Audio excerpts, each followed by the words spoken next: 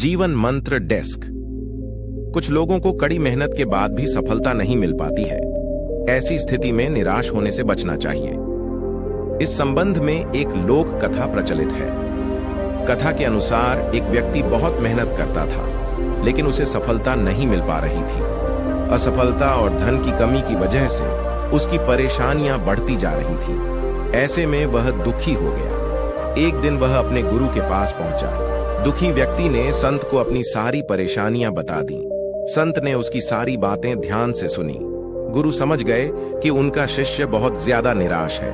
उन्होंने शिष्य को एक कथा सुनाई। गुरु ने कहा कि किसी गांव में एक लड़के ने बांस और कैक्टस का पौधा लगाया। बच्चा रोज दोनों पौधों को बराबर पानी देता था, सारी जरूरी देखभाल करता था। इसी तरह काफी समय व्यतीत हो गया। कैक्टस का पौधा तो पनप गया, लेकिन बांस का पौधे में कुछ भी प्रगति नहीं दिख रही थी। लड़का इससे निराश हुआ, लेकिन उसने दोनों पौधों की देखभाल करना जारी रखा।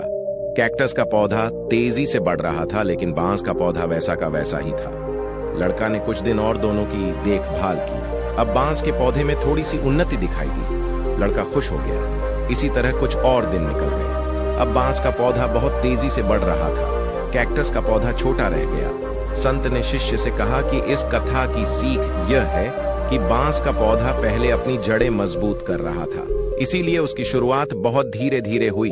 लड़का इससे निराश नहीं हुआ और उसने देखभाल जारी रखी। जब उसकी जड़ें मजबूत हो गईं, तो वह तेजी से बढ़ने लगा।